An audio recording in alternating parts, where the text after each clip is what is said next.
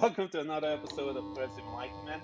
As usual, once our guest presents, it is my honor that they come and visit us and trust us with their story, their journey, how they walk through life to create the things that they're going to tell us about this morning or this evening, wherever you're at and whatever time zone you're at, that you will learn and become a better human spirit while we occupy our time here on this planet.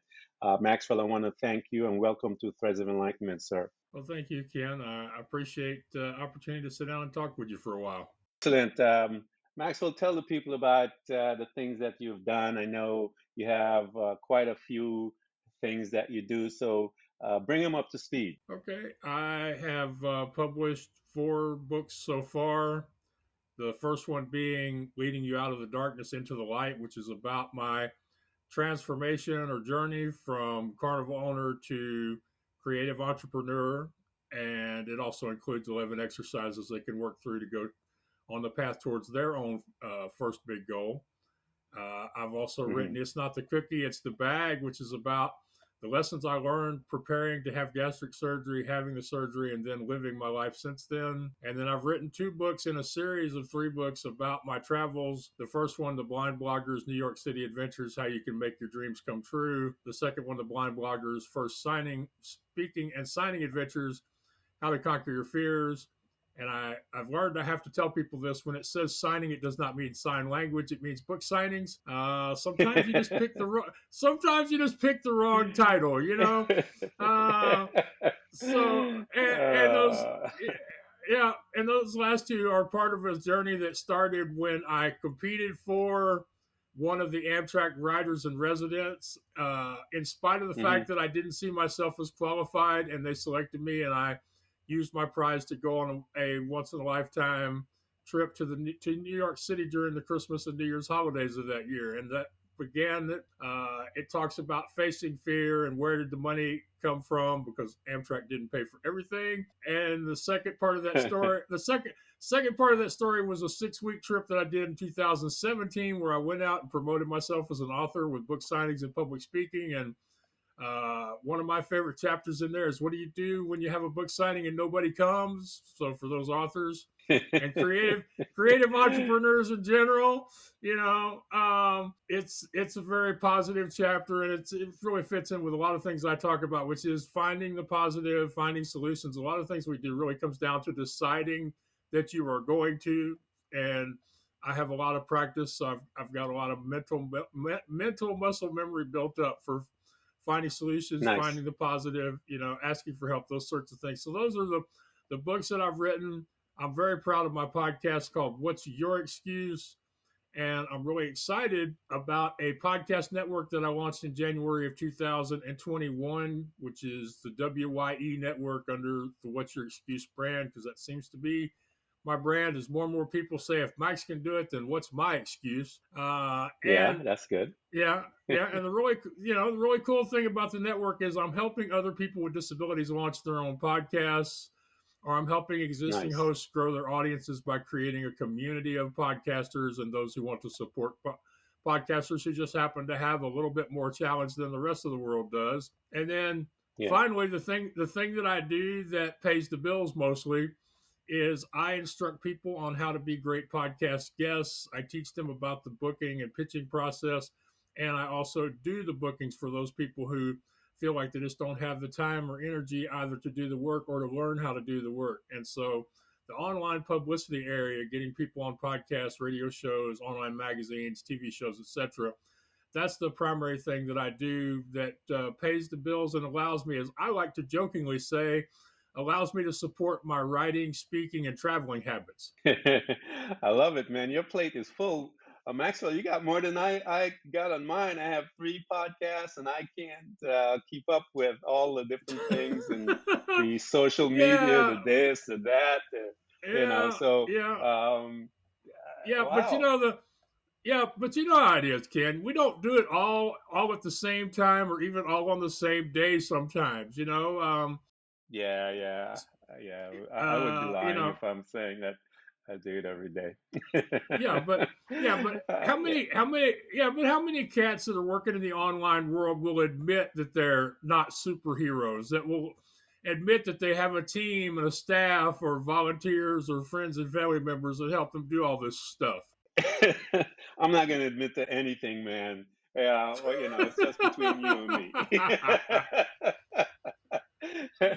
So, Yeah, Maxwell, yeah, talk to me about, because a lot of the stuff you mentioned just now is what Threads of Enlightenment is all about. Processing people through lots of those things. You talk about fears, you talk about all of those things. What I want to do is go back, Maxwell, because we're going to walk through some of those fears that you did it and the tools that you use to get out. Because it is my hope and my expectation that as people listen to us, that's the purpose of Threads of Enlightenment, that they would become moved enough to begin to move. So my mom used to say to me, change is not change until you change. And I love that. So um, let's talk, go back when you were born and your household and that family unit, because that's where we start program, and then we'll move to come to today. yeah, yeah. Or as what you were saying about change there is in my family. If you you don't have anything to do, good. I will find you something to do. Trust me, it'll be a lot less fun than what you were already doing. So I grew up in a family of carnival owners in East Texas. Hmm. I have two younger brothers. One's a year and a half younger. The other's like 7 years younger. All I ever really wanted to do was to be part of the family business. I also found out from an early age, about 4 or 5 years old, that eventually I was going to lose part, if not all, of my vision. I may not have known all the details at that time, but Hmm. uh, already starting to gradually lose vision at 5 years old. And since I have retinitis pigmentosa, was already starting to have difficulty with night blindness and vision going in and out of places with different levels of light, like from dark rooms out into sunshine. So, Yeah. but I also grew up around a family of people who were the kind of people who did things. You see, when all your family are in the same business, whether it's a farm, a ranch, a dollar store, a restaurant, or a carnival, you learn lessons from being around your family. And so Yeah. in my family, the only thing that matters to a carnival owner is, did you get open on Thursday or Friday night? And Hmm. we you're not going to have all the time, money, or resources you need to have. You're not going to have all the help you want to have, and that the general public doesn't care whether you had a personal or a business emergency during the last 7 days. All they want to know is, it's Thursday. Can I buy a funnel cake and ride the Ferris wheel? So so when you grow up in a community like that, you grow up with this idea that there's really no time to feel bad about things or feel sorry for yourself. There's a lot of time for finding solutions or figuring out something to be happy about, and that's Yeah. the kind of people I grew up with. And then you add on top of that, I was lucky enough to live in an affluent school district, even though my family wasn't affluent ourselves. And a lot of times, the treatment you get in the school, especially somebody with a disability, depends on how much money that school has to spend. So I was Yeah. lucky enough to be in a good school district. So I had teachers, parents, eventually scoutmasters, and a lot of people who were very positive and encouraging. I had a dad who was always telling me I could do anything I wanted to do if I worked at it hard enough. And then, of course, we found out there were a lot of things that I was never going to be good at, but I was lucky enough or talented enough or had enough help that I graduated from a traditional high school and a traditional Hmm. college. I'm a Texas A&M Corpus Christi graduate. I feel bad for my Corpus Christi Islanders, because they finally make the NCAA tournament and they had to make it to the play-in game, and they had to play Texas Southern. so so the local sports people are rooting for Texas Southern. I'm rooting for Corpus Christi, and but the good news is since they made it to the tournament, even if they had to be in the 65 through 68 teams, Yeah. they still get a cut of all those hundreds of millions of dollars that get Dollars. thrown around. Yes. So Yeah.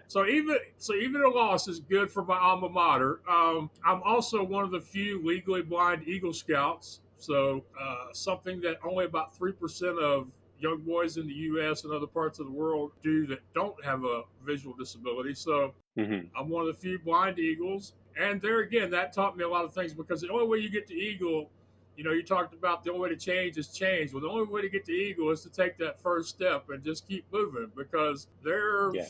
there are more parts to an Eagle Scout than there are to one of those old toys they used to give you that had all those pieces. It's there there are Lego uh, toys that have fewer parts than the route to Eagle Scout.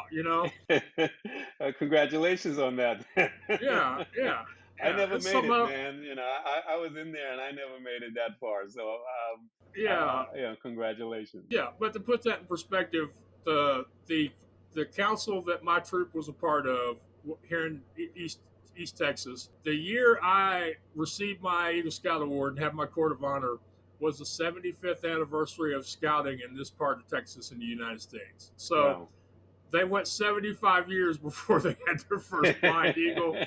So it's not easy, and I'm sure that that you made some good friendships and you learned some Yes. important things while you were there, which is a really cool thing. So Yeah. I was lucky enough to get to work alongside my dad and the rest of the family in our carnival for about 15 years Hmm. before my dad's death resulted in the closing of our carnival because me and my brother weren't ready to run the show by ourselves yet when he passed away. Yeah. And eventually, just to make a living, we combined what few rides we had left with my uncle's carnival. Now, we had competed very bitterly with my uncle's carnival over the years for bookings to the point that there was mail stolen, there were answering machine messages erased, there were rumors of cancer and other dire injuries and illnesses. These were, this was That's cutthroat. that's that, that's corporate And so, America quality stuff, man. oh yeah, so when we sold the last of our rides and took our games and food onto his midway, my first response was, "Dang, I know we were going to lose, but if we had to lose, why did we have to lose to them? I mean, there there are other carnivals. There are other carnivals we could have worked with in Texas. There's a bunch of them here. There's like 25 here half the year or something. So eventually, I realized that my games just weren't cut out to be on a show with 25 or 35 rides. They did fine on a small midway. So I gradually, Yeah. lost that income. So eventually I've got no carnival, I got no games, I got no income, and I got no idea what I'm going to do next. So before I continue, I have to give my cousin Jason, I have to give him a lot of thanks because he basically forced me out of the business. I'm now doing something I love a whole heck of a lot more than I ever loved being a carnival owner. I get to live most of my time indoors with air conditioning and heating and running water and good internet. I am more, I'm much healthier physically, mentally, emotionally, and spiritually because I'm no longer a carnival owner. So I have to thank. Now, he's not one of those people that you can actually go and have this conversation with. Some people you cannot Yeah. forgive or thank directly. So I wrote about it in my first book. And so far, he's either not heard about it or hasn't commented on it.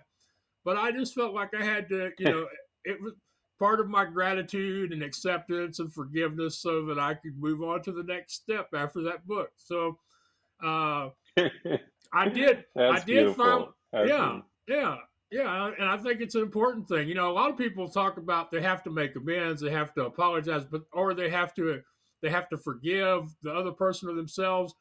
But not a lot of people talk about, hey, there are some times where there just isn't a good way to forgive, so you have to get a little creative. Yeah. Hmm. One of my favorite examples I read in a book once is there was this woman. Whenever she needed to forgive somebody, she would write down everything they did on a piece of paper, make it into a paper boat, and float it down the stream in her neighborhood. It was like that Wow. was letting it go. So we have to find our Yeah. own way, Yeah. and eventually I did find my own way, and it was kind of the beginning of this continuing journey that I'm on because in 2007, I decided that I was going to try being a professional equipment broker because I had helped my family sell rides over the years. Generally Hmm. in our family, if you wanted to buy something newer, you had to sell something older. So I had a little bit of experience, and I started the Midway Marketplace in 2007. Was finally online with it in 2008. But I had to learn a whole bunch of new things, including teaching myself how to hand code HTML to get my first website online. So Wow. that's not Wow. something anybody. That's impressive. Yeah. Yeah, yeah. I give thanks every day for WordPress for the fact that I no longer have to know greater thans and less thans and slashes and quotes unless I want to. You know, and Hmm. I basically did that because it was my only option. It was like, okay, Max, you don't have the money to hire somebody. You don't have friends that have those skills. So in order to do this, what's your options? And my option was to teach myself HTML. So I went through the w3c.org school and taught myself HTML until WordPress came along. So actually, Wow. until somebody came along and showed me that I didn't need to be as scared of WordPress, because WordPress had been around for a while. I was just afraid. I was scared to death of what might happen to my website in the process of moving from one framework to another. So but Yeah. I also had to figure out how to recruit clients and set fees and write copy and manage and a whole bunch of other stuff. And people say, "Hey, Max, we like the fact that you just decide to do whatever the next thing is. You take on these difficult challenges with joy." And we want to hear more about you as a blind entrepreneur. So I started theblindblogger.net. And since then, I've written Hmm. the 4 books. I've traveled the country solo. I've sang and spoke in public. I started my podcast. I help other people podcast and do podcast interviews. So, but a lot of it really just started September 27th, 2007, when I filed for a domain name, not knowing how the heck I was ever going to get the thing online, or if it would Hmm. ever get online. My first website, I did a very bad job of picking the colors, and so you combine the yellow background, the blue text, the red link text, and the orange previously clicked link text. You end up with a website that I've been Hmm. told more than once was so bright that Ray Charles and Stevie Wonder could argue over it, or could have argued over it, since Ray has passed on. Um, it was bad, but uh, it was bad. well, But hey, it's a I said, compliment that they can see. You made them see to the point where they can yeah. have an an argument on it. It was bright. It was bright. And if anybody doubts if anybody doubts me, they can go to archive.org, which is a site that will show you previous versions of a website. You go to archive.org and Yeah. look for midwaymarketplace.com from 2008 or 2009. But I'm telling you, don't look directly into the monitor, or wear some sunglasses or something, man, because it's. But here's the You're a thing. brave man to even tell them. I wouldn't tell them mine because I have a couple that I can't No, even tell them because to go look. no, no. This is the best, but this is the best part of the story. See, because I didn't just say Go it's ahead. horrible and take it down, because I focused Hmm. on recruiting new pieces of equipment to sell and working my butt off to find new homes for that stuff. And trust me, in the early days, people didn't want me to sell their good stuff; they wanted me to sell their junk. So Yeah, yeah, because I focused on what I could do and ignored the fact that I couldn't make the website pretty or brilliant or genius or whatever. That website, even before I changed it to WordPress, sold hundreds of thousands of dollars of amusement equipment on 5 continents, because I chose wow. to So focus people on were things I wearing could do dark something glasses, about. Maxwell. People were wearing dark glasses, looking at your site and buying stuff. So Yeah, that is that's even more of an accomplishment, um, yeah, than yeah, having Stevie and Ray argue on it. You got people that were seeing, that were yeah, able to purchase stuff from it. So I tip my hat off from with that piece. So there you go. It yeah, is how you look at it. I love your story though, Maxwell. You're talking about all those principles, and you're putting in all the keys to let people know, just keep moving, keep moving. Just it's just a matter of adjusting your perception of how you perceive things. And you were talking about finding answers, and that's the fun part about living, man. Is not to be stuck in one routine, but to engage your mind and your thought process, by which you can switch your your perception on that particular issue, and then find a way out. Right. Now here's the tricky part, the difficult part for most people. Most people can say, okay, this is my problem. And most people can say, these are my solutions. And most people can say, this is the most effective solution. But the hard part comes when you have to Hmm. implement a solution you don't like. When you have to Yeah, learn how to code HTML because you can't use the what you see is what you get, or when you have like when I first started that website, people wouldn't talk to me because there were competitors who had free websites because they had sponsors. I was insisting on a yeah, commission yeah. of their sale price, so I couldn't get people to open my emails for a while. So I got the idea. Well, Wow. I will. I didn't realize I was creating a lead magnet at the time. I said, okay, I will offer them a free link page on my website, and if they'll let me, in exchange for them reading or receiving an email from me once a week. But what I did to make it hard for them to say no is I went to the various directories for people in the amusement industry. I would take their information from whatever website they had, put it on my website, and then send them an email and go, hey, if you want this to stay on my website so people can find you easier, all you have to do is get an email from me once a week. So, I built an email list with thousands of names on it. But trust me, who wants to do that? Who wants to build all Yeah, those yeah. pages and find all that? But so the question is like I say, a lot of people can find solutions. The problem is when it comes to having Hmm. to implement a solution you don't like. I mean, uh, as when I was still a carnival owner, there were weeks that I would take my good clothes off and I would put my old clothes on, and I would have grease all over me by the time we opened.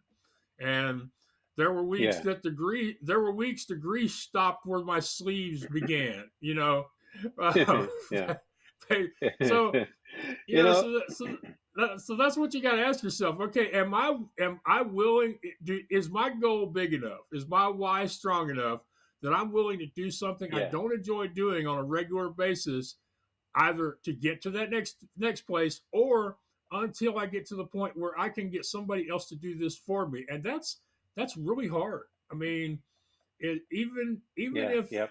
the goal is really important to you, having to adopt solutions that are uncomfortable is very difficult. Yeah, I think though, Maxwell, as you said, to me, personal growth is dealing with the difficult stuff because when you start looking at yourself, man, and seeing how you really are, you know your darkness. I don't know it. No one knows it like you do. And the fact that when you start making the decisions to go beyond that, go beyond all of your limitations and push further and push further, I think that's the reward in life. That's where the smile is. That's where the joy is. That's where the other side of this thing lies, is beyond that that space where you, like you said, you got to make your dreams big enough to wake you up when you're tired and move you one step when you want to give up. And Yeah, I like that's that. the fun part about life. So Yeah, it takes work to change. It takes work, takes dedication, it takes a desire that is strong when rain comes, because it says that rain comes on the just and the unjust. They don't care who you are. So, that is but how true. you deal with the rain when it comes. So Yeah, it's yeah, are you going to run in the store and buy an umbrella? Are you going to walk? How are you going to deal with it? Is you're going to have to make some kind of decision to deal with this rain and manage yeah, your situation. So that's the beautiful thing about life, I think, if we allow it to yeah, change us to the point where it goes beyond our limitation. yeah. If we're talking about literal rainstorm, I usually have to get wet because a blind guy with a white cane doesn't do well with an umbrella. And at 6'5", there aren't a lot of people who can hold the umbrella over me while I walk. So, uh, uh, and I'll go with a sometimes literal that, rain and just and sometimes, and and just a sometimes, spiritual stuff. yeah, yeah, and sometimes in life you just have to go, hey, I'm going to get wet. That's the part of it. Sometimes you just got, like you said, you had dirt all the way to your sleeves. Sometimes it's just messy. Yeah, I remember in Bible school where this rich man's son got his inheritance, took it and went and partied. And when all the money ran out, all his friends disappeared. And the next thing you know, this rich man's son is, I don't know how he ended up there, Maxwell, but he ended up eating food with pigs.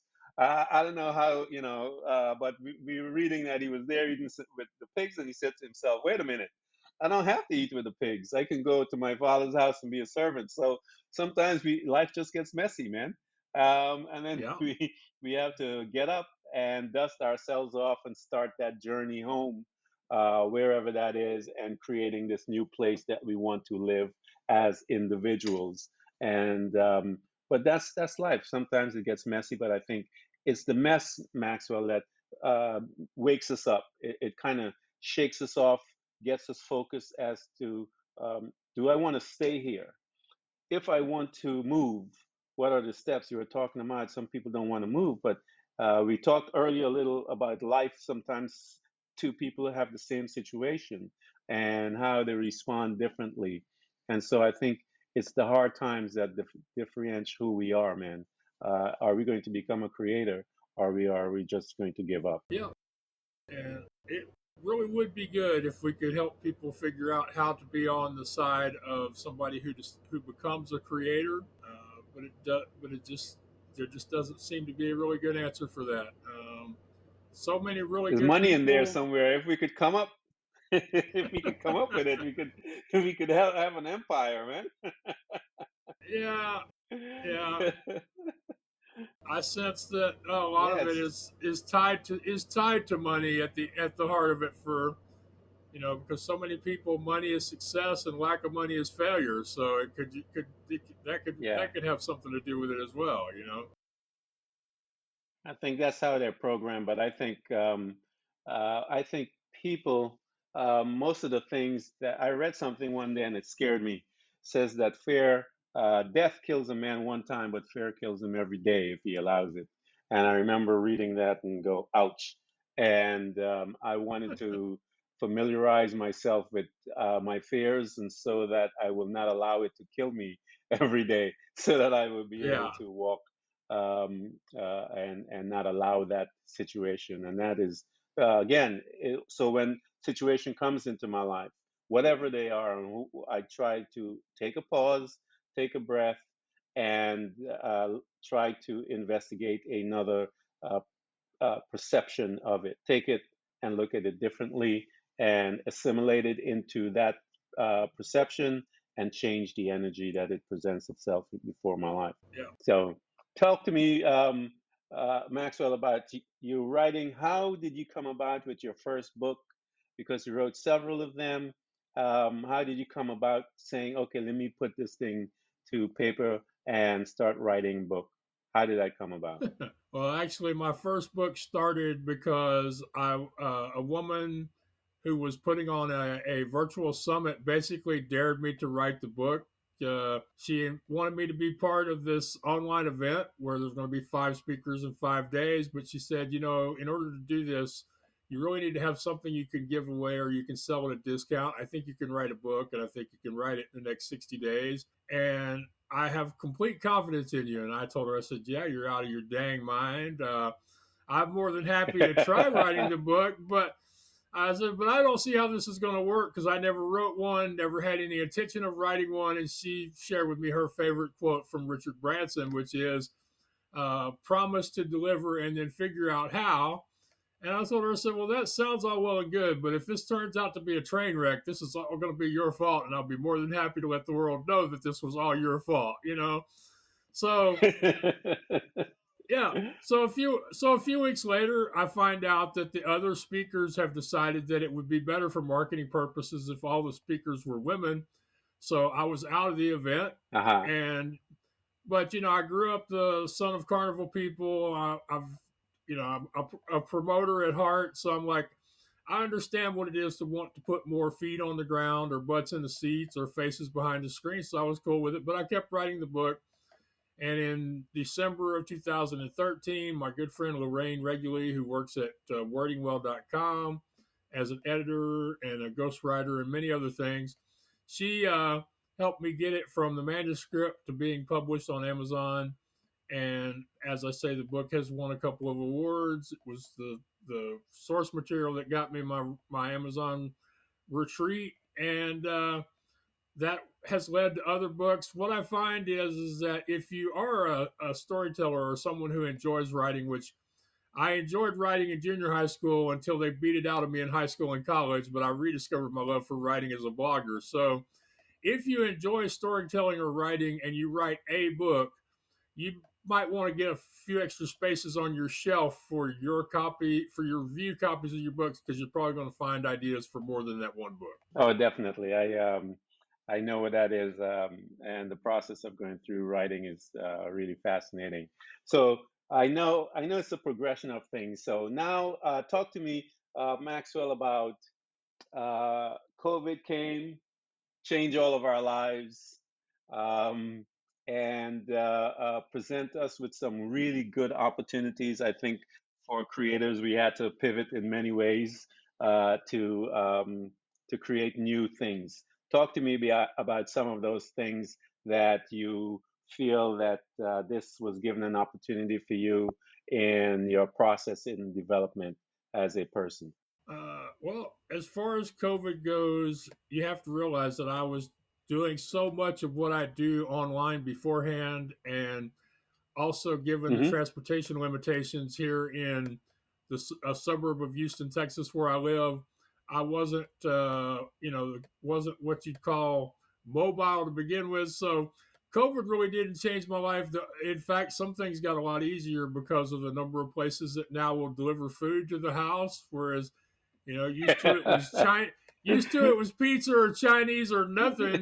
Now you put in a whole grocery order. And I did get more opportunity, and I did get more opportunities to speak. Virtually online. And in fact, Yeah. I had my first paid speaking event last summer online, and I've been speaking and Hmm. have considered myself a professional speaker since May of 2016. So 5 years after putting myself out there as a speaker, I get my first paid event during COVID. So I was asked to speak to That's this, awesome. Yeah. but I'll tell you, the one thing that I didn't really expect from COVID, and I've had to find ways to maintain my mental health during COVID, because you would think a guy who built his brand online really wouldn't be bothered by not going places. But what I've found is that Hmm. I don't enjoy speaking as much over Zoom as I do in person, because there's no real good Yeah. way for Yeah. the networking. You can't have a meal with somebody. You can't get the immediate response of ahs and ohs or applause, or the whole full applause at the end of a talk. So it hasn't been as Hmm. gratifying. So I've actually had to work harder to give the talks on Zoom, even though I've gotten more opportunities to give them, especially because they don't have to pay my transportation to get me there. It's been a lot more opportunities, just not as satisfying. And I really, in the last few weeks, I've been invited to go to a couple of events later this year. It's like just putting an event on my calendar where I have to put my good pants back on, has just changed a lot of things. Yeah. Yeah, Yeah. especially since when I pulled them on the first time, they still fit. So, um, yeah, gonna be a lot of people gonna have to That's go to their the. tailor. I know, man. I was one of those that had to change, go visit my tailor and all that kind of stuff. But my work kind of kept me busy when I was back in the healthcare. It kept me busy working, so I didn't have a break at all. In fact, we worked more in the healthcare field than most people did. So it was kind of an Yeah, exhausting time, but we yeah, learned a lot about. Um, I think that when I talk to my staff, the piece that kept them going was the fact that they were in that place of a servant. And I tell you, that's the most important place yeah, to be. Talk to me now, yeah, Maxwell, and the fact that here you are, you've gone through so much in your life, you've been presented with wonderful opportunities to cry and not to move at all. But you have moved and produced much out of your life. Talk to me about some of those fears that you had to overcome that could have, if you had allowed it, kept you closed off or even defeat you if you would have allowed it. Talk to me about some of those fears and how did you overcome them? Right. Well, first, I want to finish your previous question by saying I did get a lot of new opportunities to work with people who wanted to get on podcasts and radio shows during the last 2 years. Help some amazing people tell their stories, and in some cases, even Yeah. help them understand what their story was in the first place. As far as facing my fears are usually around money.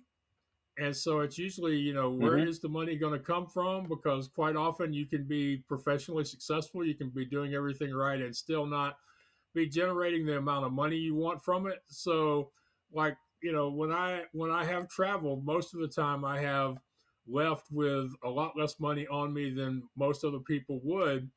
But over the years, I learned from my experience in the carnival business that if you if you just look for it, if you allow other people to help you and be part of it, you can almost always find a way through whatever it is you're experiencing at that moment. And so, with some of the many Yeah. bad situations that I got myself or I got my family out of over the years, has allowed me. Plus, I've learned in the last 10 or 12 years that I've been working for myself that whenever I expect and believe that somehow, some way, the money will show up, it does, and that Yeah. takes. That's one of those things I really have to work on. I have to think about it. I have to pray over it.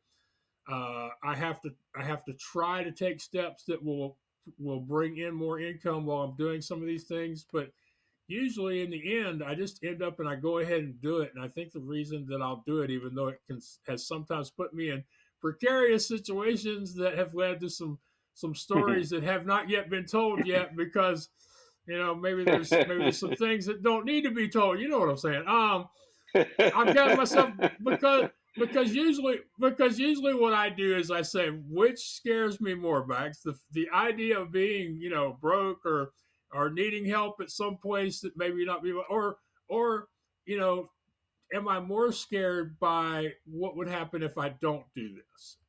And I hate to use Yeah. the Yeah. cliche, the new cliche of fear of missing out, because it's not generally. I'm not really thinking about the experience. I'm just like, what will this do for me as a person? How will I grow? And then the other thing I've really accepted, I didn't really think of myself as somebody who was inspirational for a long time. And once I finally accepted, I realized, there are people out here that are watching Max, that are paying attention to what he does and how he does it and what he says about it when he's through doing it.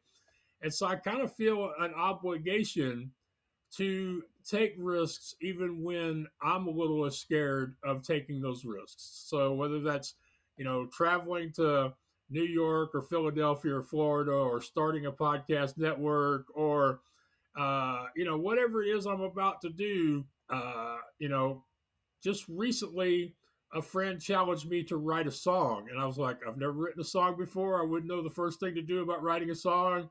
Her response was, Max, how do you do everything else? I'm like, well, she said, try writing one verse or one phrase, or try coming up with a tune that sounds good for a few bars in your head. So the next thing I know, I wrote a song last summer called If You Don't Ask, and I'm working on another one called What's Your If I Could Do It, What's Your Excuse? So a lot of times I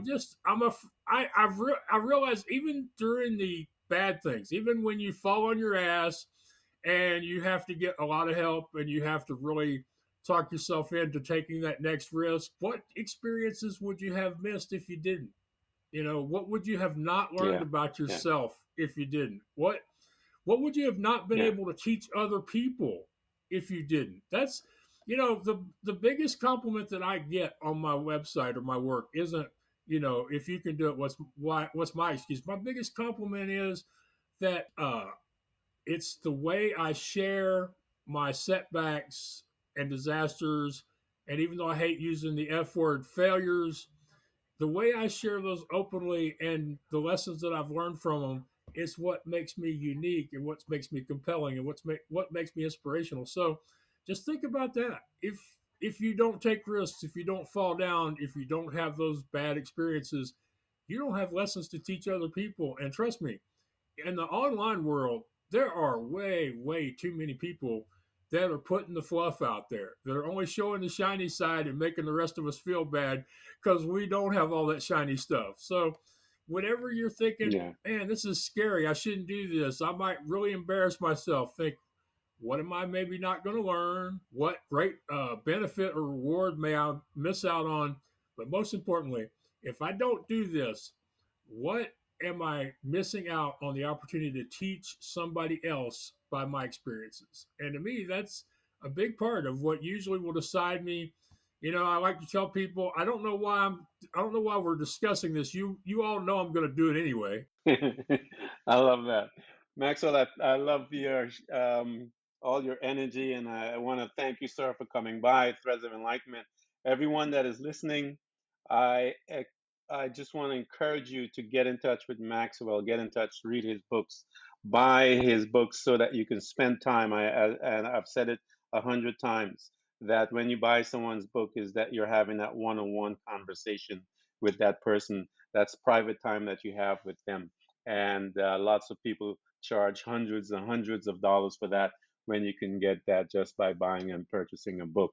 So I want you guys to get in touch with him. I'm going to provide his stuff so you can follow Maxwell, so you can get into his podcast, get all that information, because he's going to continue to give you insights to get you to the place that you need to be. Maxwell, thank you for coming by Threads of Enlightenment, sir. Thank you. Well, thank you, Ken, so much for having me. And I just want to say one last thing because this is really important to me. I started doing Yes, sir. podcast interviews. I started having these conversations in 2013 because I didn't have a way to meet people face to face, and I knew there had to be a way for me to get myself out into the world and promote my business. So without people like you, there wouldn't have been a What's Your Excuse or the Blind Blogger or Mr. Midway or any of the things I've done over the last 14 years.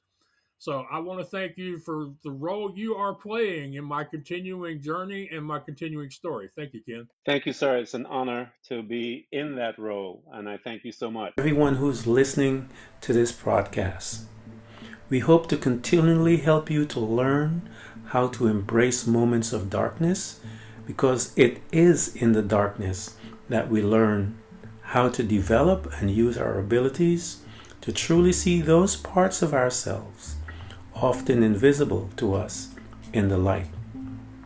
It becomes your responsibility to navigate through all of your trials, to find out who you truly are and begin your journey to loving yourself, which is possibly one of the most difficult things you will ever do in your life. To love yourself and to find the real you. But always remember to enjoy the journey. Thank you for coming by. Please subscribe. And if you can support us financially, we deeply appreciate it.